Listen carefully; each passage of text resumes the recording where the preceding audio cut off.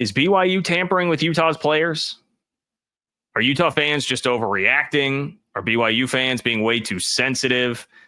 The Holy War has gotten wild this week, folks. It does not take a court or a field to get these two fan bases riled up. And man, it was a war of words. And I feel like I got in the middle of it this week inadvertently. I just woke up on was that Monday? I woke up on Monday, or maybe it was just yesterday, and I'm seeing all this stuff very quickly as I'm doing my morning rounds of checking what's happening on social media.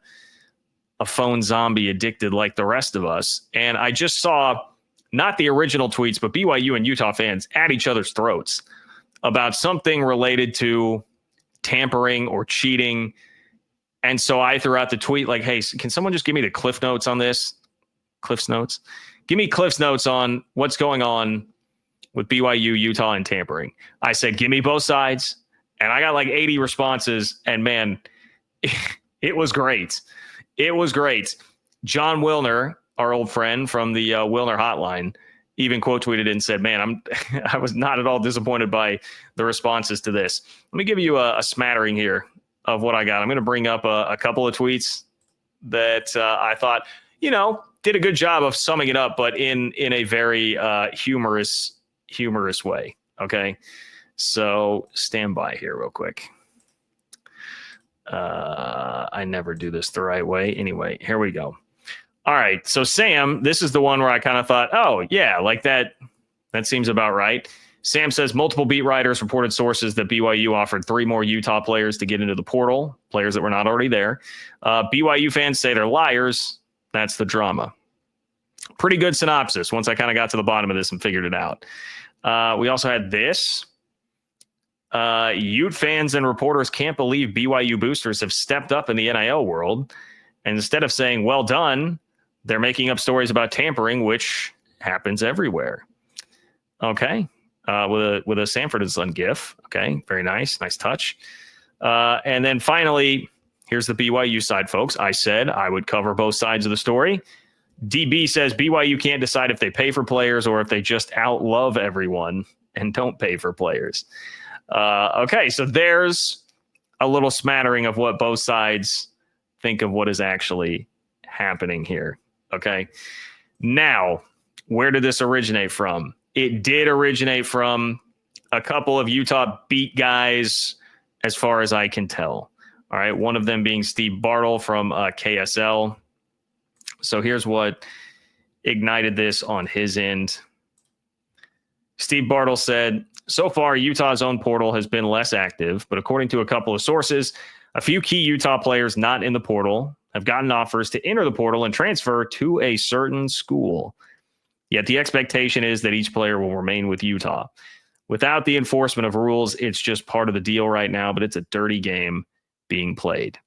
So Steve Bartle, KSL Sports, said that.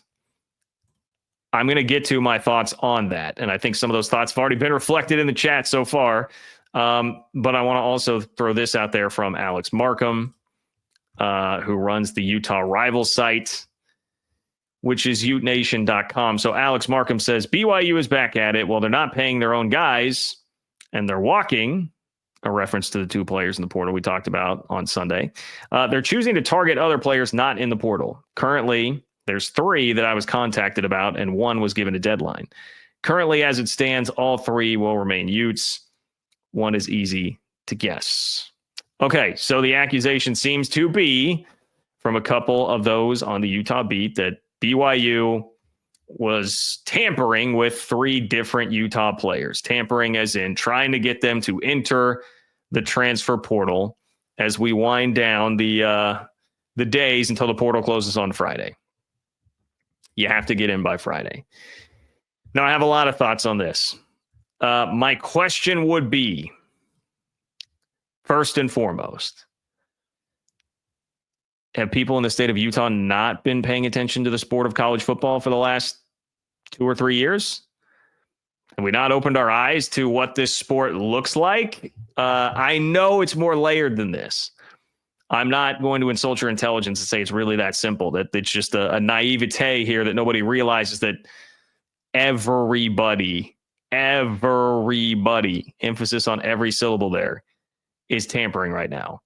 It is happening everywhere. Okay? Call it Michelle Branch, because it is happening everywhere. We literally had reports, okay? Just to give you some context on this, if you don't buy that or you think that's a little bit overstated, this week we had reports from On3, Pete Nakos, On3, one of the most respected reporters in the game. He reported Josh Hoover and Rocco Becht turned down, brushed aside Tennessee, who's looking for a quarterback. Well, John, why does that matter here? Well, it matters because Josh Hoover and Rocco Becht at TCU and Iowa State were not in the portal. So if we're getting reporting that they turned them down, that means all of that happened technically illegally. It was tampering. If you want to go after Tennessee for tampering, we essentially have the proof right there with this reporting, if you trust the reporting, which you should. There was a very high-profile win for Mr. Nakos over Nico Iamaleava here very recently. You should trust his reporting. They're never in the portal. They got tampered with. They said no. Here's a quote from Scott Frost, UCF head coach. I just saw this on Twitter this week. Quote, "It's a mess. It's a constant negotiation, and it's a bidding war for every single player, whether they're in the portal or not." Guys, it's happening everywhere all the time. There's Scott Frost telling you, literally my entire roster I'm having to negotiate with at all times because everybody's coming after everybody in the portal. There is tampering going on all over the place. Just this week, if you want to turn it to BYU, right? Keelan Marion was one of 2 BYU players that entered the portal. He's got a pretty impressive list of schools that are after him. It's very possible that Keelan Marion was told through the back channels, hey, man, we've got X amount of money for you if you enter the portal. We've got X amount of money for you if you enter the portal. A lot of times that's how that goes. One certain K-State basketball player who entered the transfer portal recently was told about that story. Hey, X school said, we've got X amount of money for you if you hit the portal. Guess what? Just saw today, Trilly Donovan, who has a great Discord if you're interested in college basketball at all. Trilly Donovan projected him to go to that school. So it's happening everywhere. It's all over the place. There is no denying that. So that is the first thing I would say to Utah fans. Now, I know that the reaction is more complicated than that because it's not all about, hey, we're just outright raged that this happened. I know some of it is Utah fans, I'm sure, feel like there's a bit of a holier than thou element at play here where BYU, some of the fans, I'm not going to generalize to everybody, but some of the fans would position themselves as being above that. That's not what we're about. That's not what we're doing. This just happened recently with the money thing with Rob Wright. When he comes from Baylor, the accusation there is, well, BYU just has this crazy amount of money and that's it. And BYU fans don't really want that to be, a lot of them, their reputation. Whereas I would just say, hey, man, lean into it. But I get it. Culturally, there's that. So I think that's playing a large part here. And if I'm a Utah fan, would I be upset if my best players or very good players were being tampered with by somebody else, particularly a rival? Of course, yes, I wouldn't love that. Would I perhaps fire off a tweet or two about it? Yeah, probably so. And even being a guy who's, covered a team full-time, now I'm not doing it full-time, but as a side hustle, yes, I have very much, heard things like that and been a little emotional about it and taken to Twitter to be like, hey, man, this is messed up. Let's rally the troops and raise a little bit of hell today. And so I'm not really saying Utah fans are being crazy for complaining about this. There's a distinction between complaining about it and acting like BYU is really doing something that's actually wrong here. Because to me, the perfect analogy for this is what BYU is doing by tampering with these players, if that is true, is BYU is in the left lane on the highway. The speed limit is 65, and BYU is driving 73 miles per hour. Okay? Is that illegal?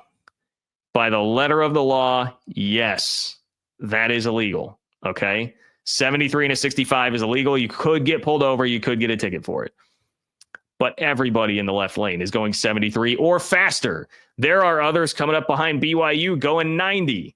Like, what is this dope doing going 73 in front of us? Because they're trying to tamper with the whole world in the portal, right? Like, that's so if you want to stop and cuss out the guy who's going 73 and a 65, then I guess get angry and upset at BYU for supposedly, again, allegedly doing this. I don't have the actual info here. I'm reacting to this story. I suspect there's a lot of this. Like, yes, of course, some of it is just a fan base will be upset if their player is being tampered with by somebody, particularly a rival. But I think this is a little bit more loaded lately for Utah fans because, look, man, they don't want to be in the Big 12. We did the whole Big 10 storyline again recently because they desperately don't want to be in the Big 12. They don't want to be in the same conference as BYU. Utah went 5-7 this year. They just went 5-7. That's not an easy pill to swallow. They did that while BYU went 11-2 and beat them in controversial fashion on their home field.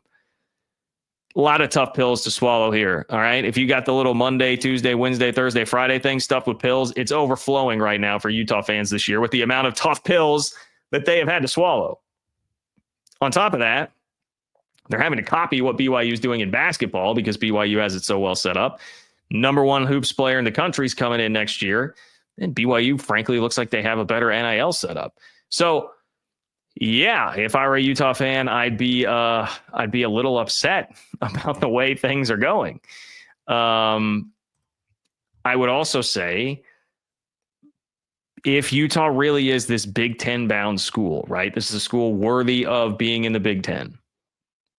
Why would that prestige not outweigh BYU here? Like, why be worried about this? You are a Big Ten school. You've got the Big Ten prestige. Why are you worried about little bro?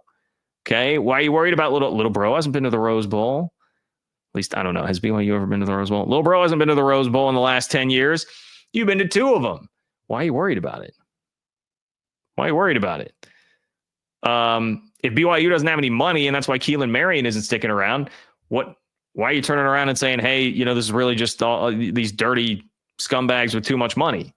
I just think there's a lot of logical fallacies here. I mean, the answer basically is like the truth hurts right now for Utah. It's been a struggle. I'm not saying, by the way, that BYU has a better football program than Utah. BYU had a better football season than Utah emphatically last year, but one season does not make up for what the last decade or so has been. So I'm not trying to be unfair to Utah in saying that, but at this moment in time, it's been a lot of pills that you've had to cram down with the water, man. I hope you got some Sprite or a cracker or something to go with that. And so there's going to be some ruffled feathers, some hurt feelings. And I think you're seeing a lot of that come out here. You're just waiting for an opportunity to do that. So I get it. Look, I think Utah will bounce back in a big way this year. We could be sitting here 365 days from now doing the same thing in the opposite direction because Utah has bounced back and Devin Dampier was a first team All Big 12 quarterback and things are looking great again.